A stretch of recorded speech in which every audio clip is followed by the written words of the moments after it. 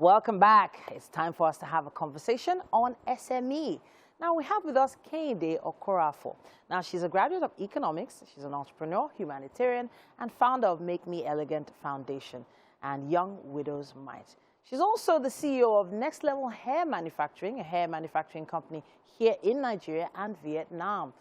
She's passionate about helping and empowering widows and young women across the globe, which has taken her to 12 countries, freely empowering women. Now, she joins us here today to talk to us about how she grew her business and much more. Welcome to the show. Good morning. And thank you for taking out time from your extremely busy schedule to come talk to us today. No problem. Thank you so much. All right. So now I'm very interested, first of all, in the hair business because, you know, hair is such a big deal these days. You know, there are wigs flying different, you know, left, right, and center, different types, different styles, and things like that. What aspect of hair manufacturing are you into? Okay, thank you so much. I started a business manufacturing 14 years ago. 14 years? Yes. 14 years? That's, yes. Wait, what year are we in now? 2020? My math is terrible. But that's a long time to be in manufacturing for one type of product. So what sort of hair exactly is it? Yeah, we started with synthetic. Okay. And braids. Okay. You know, so along the line, woman hair, people started asking for woman hair. Okay. We still continue with the synthetic, then a little bit of the woman hair, but not the super double drawn, okay. You know. We do the blended, the synthetic mixed with goat skin, okay. Mixed with Toyokalon, a little bit eye fiber that is not synthetic fiber. So that's how we started. So the actual fibers themselves is what you were able to manufacture from raw materials? No, yes, we bring in the raw material from China. Okay. We do the processing, you know, we have different sections. From the raw material section, okay. To the cutting, to the scaling, to the brushing, okay. To the sewing section, to the oven. This is a machine I'm looking at right now. This is a machine. What sort of machine This is 3-head machine. That is the fiber we're sewing. Okay. That's the air we're sewing there. So this is creating the weave on itself? Yes, the weave on itself. Okay. So this is sewing section. After this section, there's going to be a lady that is trying to measure it into grams, the weight. Okay. Then it's go to rolling. Then after they roll it, then it goes to the oven. Just like the way you cook your hair. Yes. So we have galvanizing pipes that we use to roll into different types. If it is afro, you use something like a straw. Okay. Very tiny. I have to say, it's very brave of you to have started a business like this 15 years ago. 14 years ago, you said. 14 years ago, yes. Now, the hair business now is a full-blown industry. I know it was then, but it wasn't really accepted as much as it is today back then. So, or am I wrong? Yes, because then if I traveled and they said introduce yourself and I tell them I'm a hair manufacturer, they don't manufacture in Nigeria. Wow. But because social media wasn't loud like this. Okay. So we're not really putting it out there. Then, you know, sometimes you have to keep a low profile about it.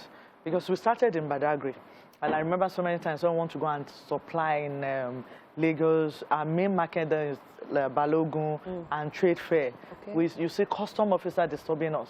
Wow. They believe we're bringing it from Cotonou. Okay. So we have to be going about with the models, pictures, so many things to convince them that we actually produce this thing in Nigeria. It was a very big business then, because 5 months into the business, we have over 198 staffs. Wow, 119 people. 198 staffs. Goodness me. Okay, so this is a full-blown manufacturing, high-scale project. Yes. Has it remained as such? Has it gotten bigger over the years? Or have you had to scale down at some point? You know, at some point we have to scale down. In fact, it was just the grace of God because it really affected my health.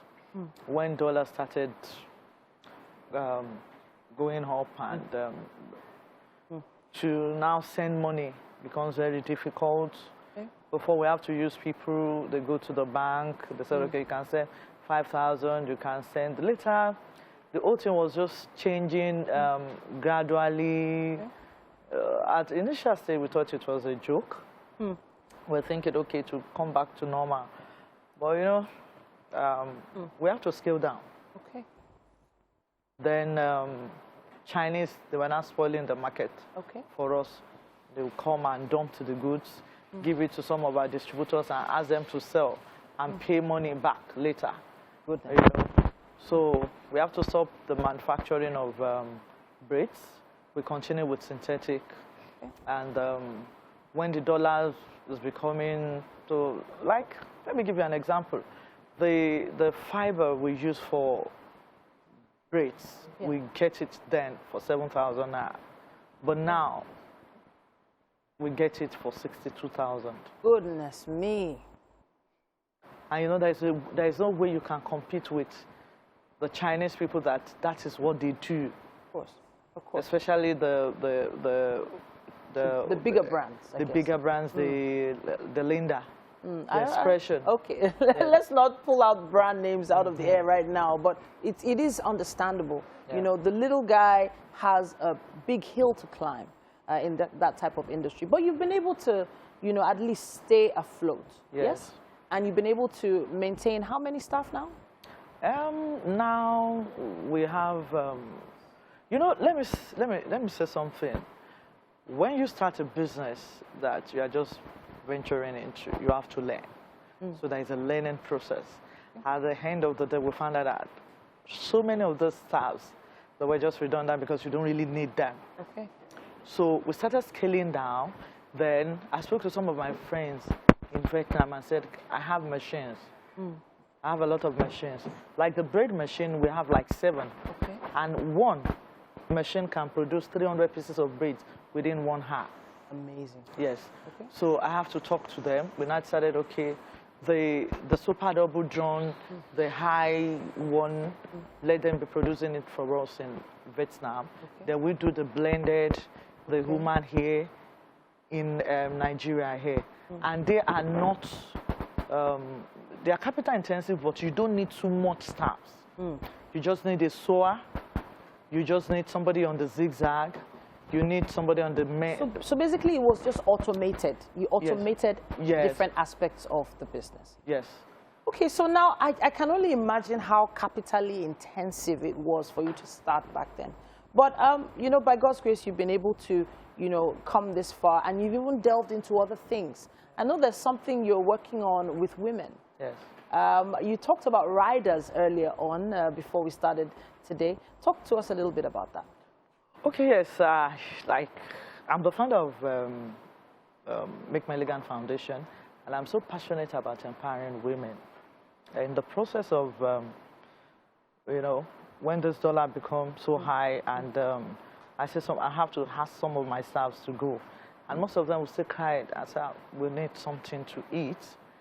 And I belong to so many manufacturing groups. Okay. And I see some of the things that they do. I founded a foundation to support women. Then later on, I founded a foundation for young widows' mites, which is widow between the age of 20 to 40 years. And now, right now, we have women on wheels. What we do is that we encourage them to do Uber. Oh, okay. You mean, so this is the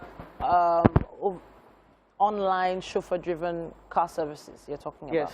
Okay. Uber, Bolt, we encourage them. There is nothing women cannot do now. Okay. We encourage them, give them cars, and the payback within 2 to 3 years. Okay. Then we give product support to women, because I'm not a government. Of course. We do the one we can do, you know, especially for the women, the trafficked victim. There are some of them we give what we're giving to them just for free, you know.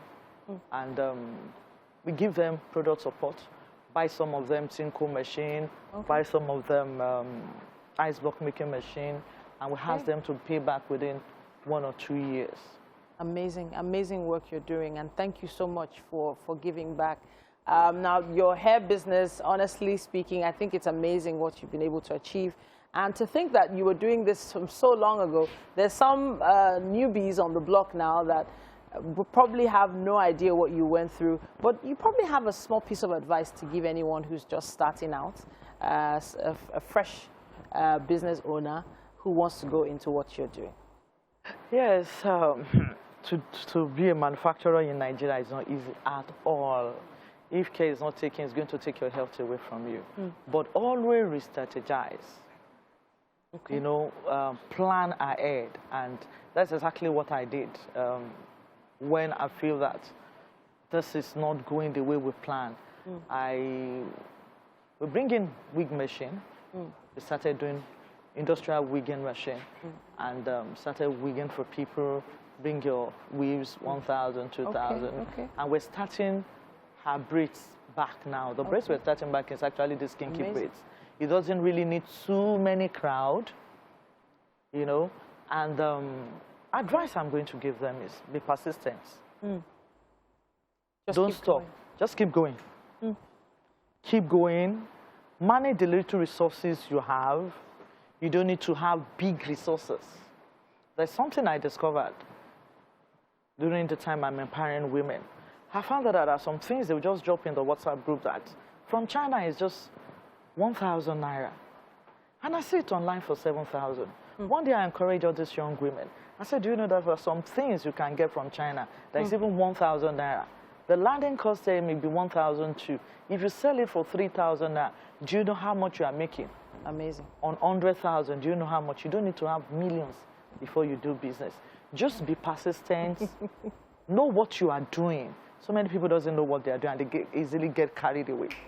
Especially when they go on Instagram. I wish we had time to continue this conversation, because I know there are people enjoying it right now, but we have to wrap it up. Please ask your questions on social media. Use our hashtag #WakeUpNigeria on TVC, and let's see if we can get some of your questions answered soon enough. But we have to head over to the kitchen at this point. We have a chef that is amazing, and she's been preparing a meal just for you to taste. Okay. All right, please join us. Thank you. Yes.